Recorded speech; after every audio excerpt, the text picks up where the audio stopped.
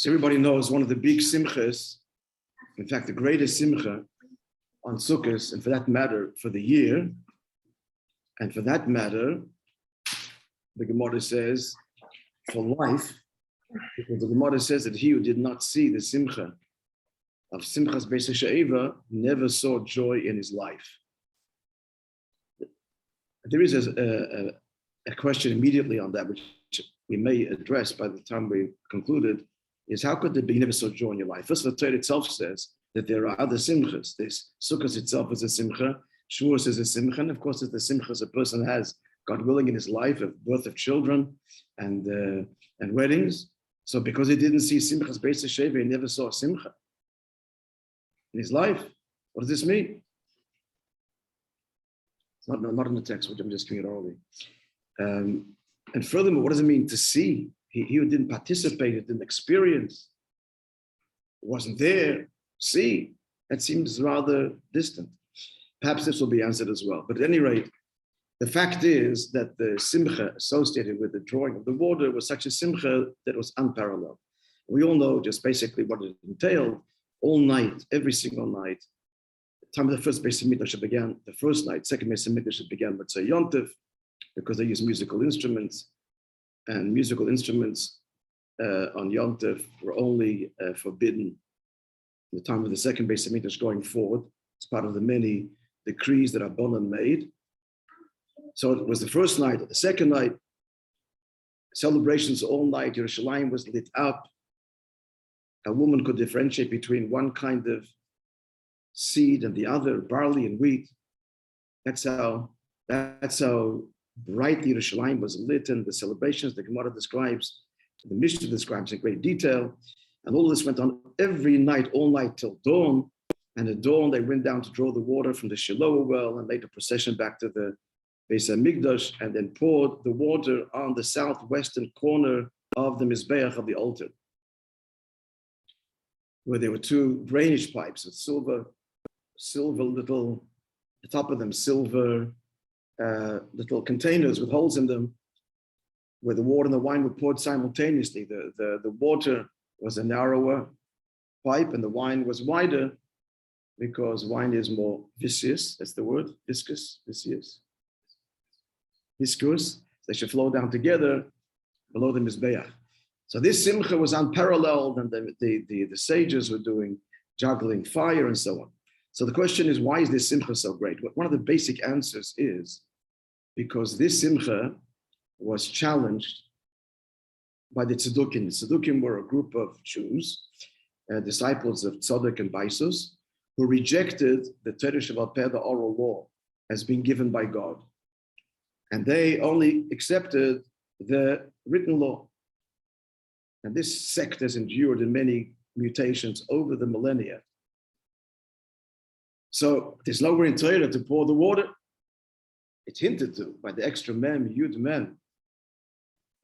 There's an extra mem, yud mem, when the Torah says to pour the wine on the daily offerings of Sukkot for the 7 days.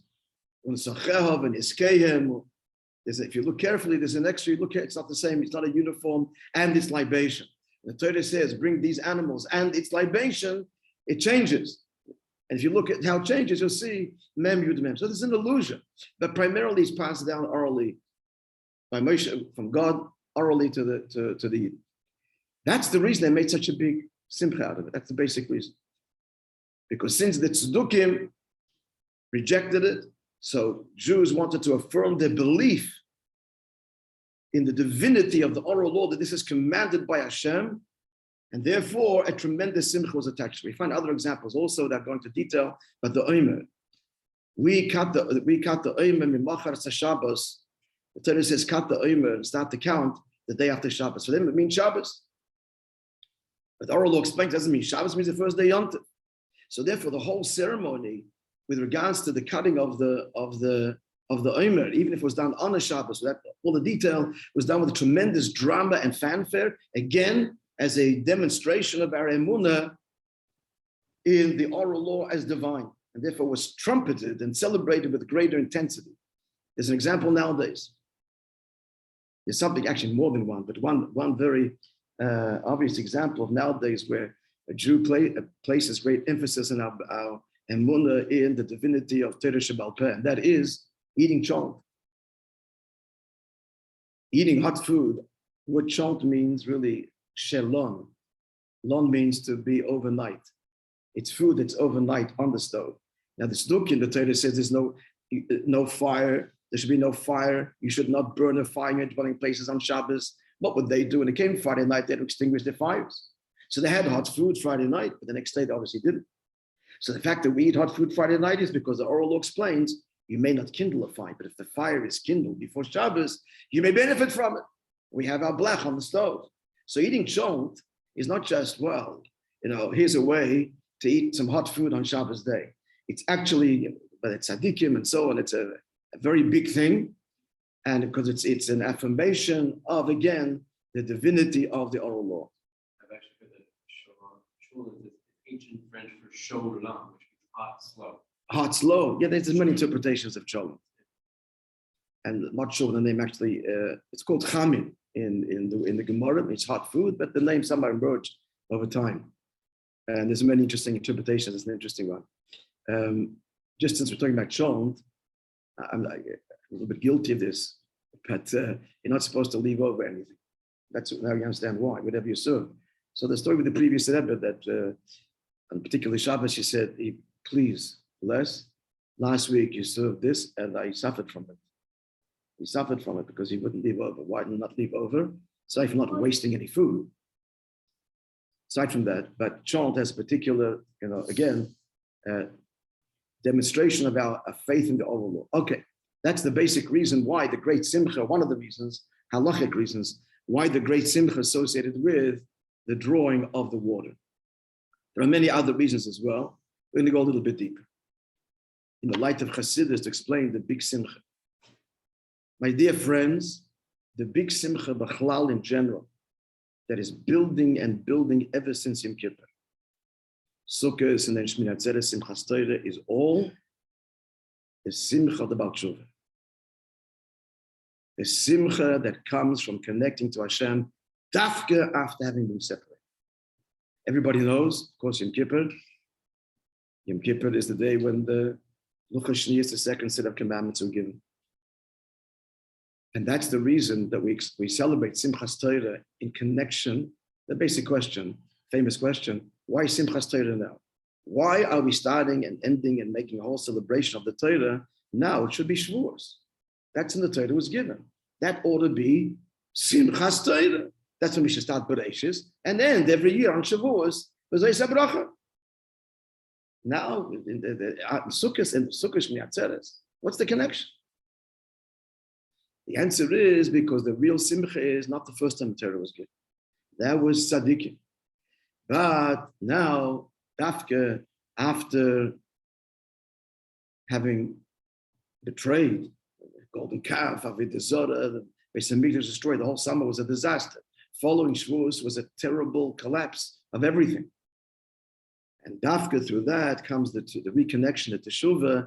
So that connection is far greater than the tzaddik. Teshuvah stands on an immeasurably higher level than the tzaddik, so much so that the tzaddik has to learn the passion and the humility and the thirst, soon address, the thirst of the Baal Tshuva. One of the great accomplishments of Mashiach, that says in Zohar, is Mashiach will teach the tzaddikim to do tshuva. Once the Rebbe said one of the manifestations of that is shlichus, really. Shlichus is really supposed to be every observant Jew is a shliach. Teach someone who doesn't. Never say, close your Gemara and go out there and reach a Jew who doesn't know. And through his teshuvah, you'll be lifted. In his passion and his excitement and his devotion and his craziness, the craziness of Kedusha, it'll lift the tzaddik to that world as well. You're not doing him a favor, of course you are, but really you're gaining much from him. Well, that'll go, once Mashiach comes, it'll take it to the next level. But it's already started before. The demand of the observant Jew traditionally was, you made your choice, I made my choice. If it's my child, I'll try and help my child, but the next door neighbor, the other city, the other town, you want to embrace secularism, we're staying far away from you. So That's how it was. Maybe it had to be that way, perhaps. Not maybe, certainly. But not now. Not before Mashiach comes. These boundaries are no longer, and it's the obligation of every Jew who, when you know Aleph, you teach Aleph. And you will see, as we all know, how receptive our fellow Jews are, thirsty, and I keep on stressing thirsty, you'll hear why, for the word of Hashem. As the prophet says, before Mashiach comes, I will send a famine in the land. I'm not hungry for bread and not thirsty for physical water, but Kiyam Nishmei is Dvar Hashem. It's one of Malachi, one of the final nevuos. But the thirst will be to hear the word of Hashem. So that's the tzaddik doing tshuva through the Baal Tshuva. And that's the whole simcha that's happening. That's why the simcha increases. And now Simchat Beis HaShoeva is the ultimate. It's the ultimate simcha. Why? This is what it says about Simchat Beis HaShoeva. It's a beautiful medrash. It says like this. When Hashem created the world, we all know, right there in Chumash.